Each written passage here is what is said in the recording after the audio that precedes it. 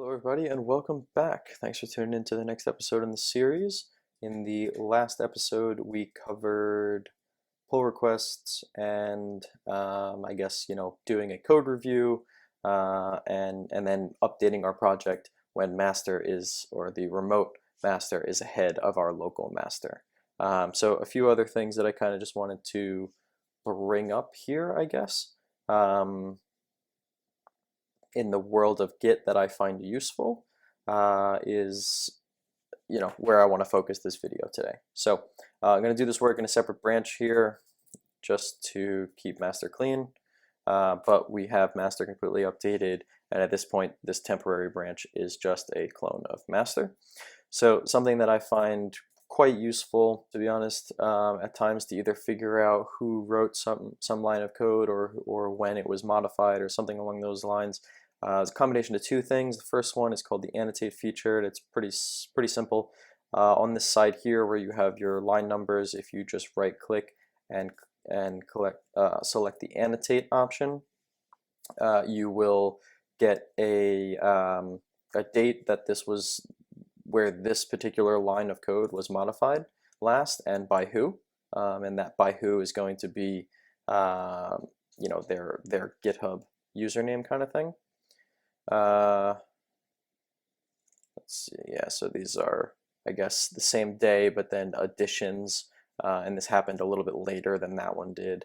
And if you remember doing that, it actually makes sense.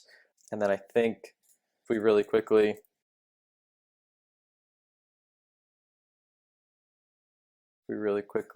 commit some information, I just want to show you that it'll vary the days, the dates. It'll say today, it'll say yesterday, and then it'll just give you a different date. And then there's like little background colors that change that can kind of correlate to when things were modified.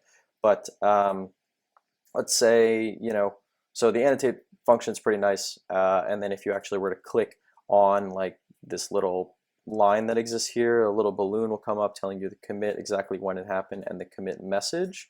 But if you go ahead and click on that, it'll bring you there, or sorry, if you just click on like this anywhere over there, it'll show you this little like difference, if you will, and then you can do Command D or click this, and you'll see the differences that were done in that particular commit. So super helpful when you realize like, oh, hey, there's a bug in something and you wanted to figure out what it looked like before because there wasn't a bug before, and now there is some particular bug that's present, and then you want to figure out why, and then maybe even who did it, because then you can talk to them about it and say, there's an issue here, what was your intention, like let's solve this together kind of thing. So annotate, you just can quickly like basically toggle on and off. Super helpful, and just a quick way to see when things were modified. But then when you're on a particular file, there's this little clock icon over here, and it says show history. And now this, if you can see here, is the history of Soccer Tile 2. And so this will show you from its existence until the most recent commit, all of the differences and everything along the way that had happened. So let's say for some reason we wanted to remove this particular commit because it was not what we wanted to do, we shouldn't have saved it, it created a bug, we're just going to revert back to the way things were before. You could, if you know it, like, oh, okay, we could just delete it, and it's like, oh, it's back, it's back to the way that it was if we commit this. But that's obvious in this case because it's literally a one-line change. But if you could imagine, completely changing, I don't know, a whole bunch of stuff that's in here, and even though this is really small still, it's much larger and has a lot going on here, so at least in comparison to this. So if you had multiple lines that were changed or complete sections of the file that were different and you didn't want to mess things up, you could very easily just find the commit that you want to remove, right click on it, find the revert commit option, and it'll kind of create a sample message for you from the system already, which is typically just good. You can continue to add maybe why you want to, why you're reverting it, but you're fine to do this or to leave it as is in my opinion. And so then you'll see here that it has this additional field, and then you're going to be changing it back to the state that it was, where it doesn't the additional field. You look over here, you can see that it actually has changed the file for us, and then Git's like, hey, we have something that's been modified, so put that little blue icon there and stuff like that. So then we're going to go ahead and hit commit, and so then in the Git history you can kind of see, saving new boolean, reverting this, maybe checking out why, and now if we look at our our file, it's back to the way it was, and you're ready to go. So pretty helpful, especially at times where you want to revert an entire commit and that's spanned across multiple files, and you want to make sure that you got everything, that you removed everything back to the way that it was. That's always good to be able to use that revert feature. So if we then just check our Git log, another thing that's pretty important in my opinion, especially as it starts to grow and especially as you start to build releases, is something called tagging. Actually, we're just going to get off this branch because we don't need it anymore. But we'll go ahead and just delete that real quick. And then let's take a look at our log here. So it's just cleaner, there's no reverting. So you can see here we merged the pull request back in, and so then at this point, maybe we want to save this point because we're going to generate a build and we're going to release the app, and so then we kind of just want to be able to tag at this moment in time, so that if we need to test something again, we can revert back to this particular tag and find out, oh yeah, okay, there was a bug here again, or you just get a snapshot of the code at that point in time. So again, you can find the commit that you're looking for. You can click on the new tag, and let's just say release version 0.0.1. Click OK. You saw that it added another little tag here, and it's actually called a tag. And so then okay, this is great, but what are we supposed to do about it? You can't commit anything, there's no changes here. Pushing, it looks pretty blank here, except for the fact that you can actually click push tags all, and just leave it at all, and push tags, and then you can go ahead and push. And so now goes ahead and pushes our tag. Let's go ahead and make another change. We're gonna say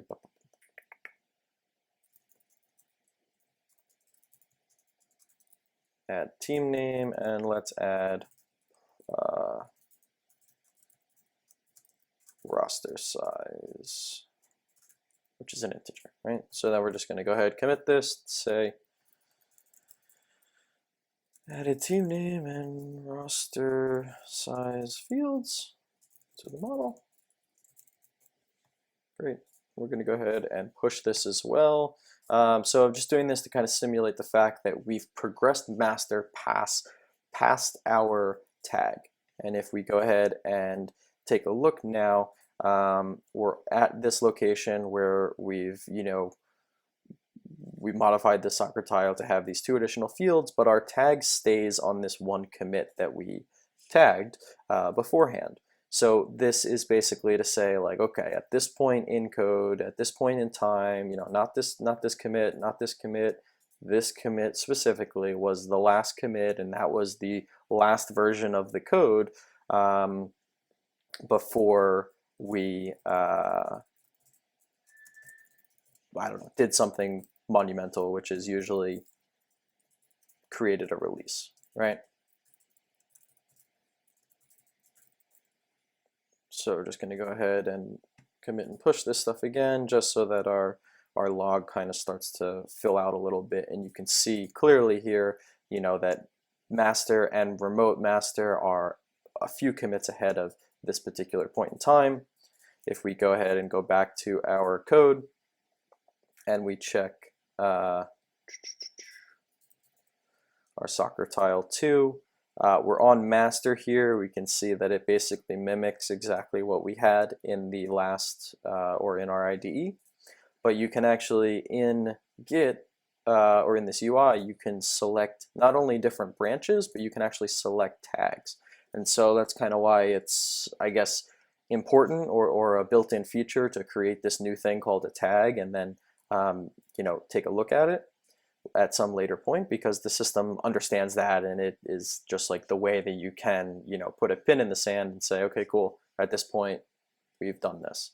So let's say, we're like, all right, this is fine and all, but I really want to see what this looked like at this other, when we had this release. And then you realize, oh, okay, when we released 0.0.1, we didn't have those fields, and so that's why it's not displaying on the screen or something like that. Obviously, this affects everything, not just this one file. As far as it'll revert all of the changes from all the files back to this moment in time. But we only modified this file, so that's why I'm kind of sitting here and showing you that. But you can, basically operate this release or this tag as a particular branch. Really, is the way that you can kind of think about it. So, this is the snapshot of the code when we put out release 0.0.1. So it's definitely helpful once you start getting into those releases, or maybe once you get to a particular point and you're like, all right, I really want to save this moment in time and be able to revert back to it if need be, because this is like a stable point that we're going to use as some form of measurement of progress for some reason with the application. And so in our case, it tends to just lend itself to when you put out a release, but it could be a major refactor. It could be, maybe you want to tag something to say like, it is broken at this point in time. You go ahead and do 40 commits to try to fix the problem, and then you can just quickly flip-flop between, okay, let's go back to when it was broken. Great, I can see the bug, and then you progress forward again and work from your most recent code, and then you can rerun it and see that the bug is gone, and therefore you fixed it. So tagging is most definitely important. Your log can handle a bunch of different tags. I think you can even create multiple tags at the same commit if you really wanted to, but not all that useful. And then you can also if you right click on a commit that has a tag, you can delete that tag if you so wanted to. Again, all of this stuff you can do command line, but I find it a lot easier to do it in the in this UI, because it's just better. So another very nice thing to, or another example of how well integrated the Git system is inside this IDE, which is super great. So yeah, it kind of just it stays there. It has its own purpose, really, the tagging, and then you can even see here in the releases one tag, and you can just quickly flip-flop to this exact point in time, and just check out exactly, well, in this case the code, but you can see the actual code itself in the ID or in this UI here, just based on which tag you have selected. So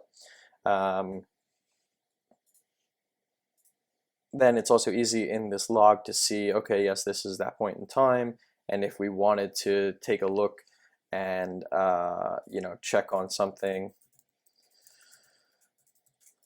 you can oh, sorry, didn't need to do that. You can actually right click new branch,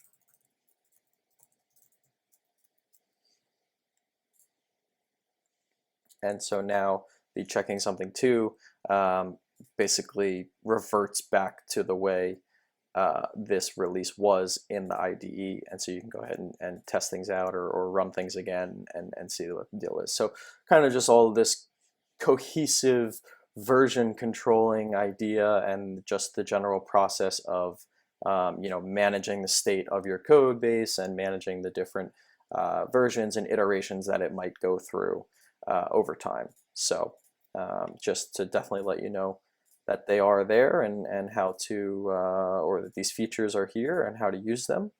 And hopefully you can kind of see how powerful they are.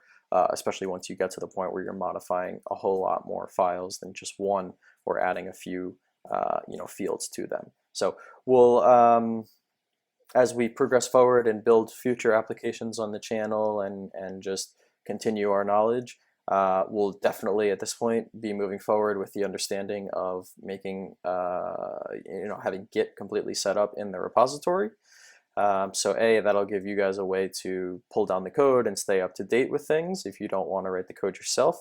But then also, just more and more practice of just, everyday work that we end up doing.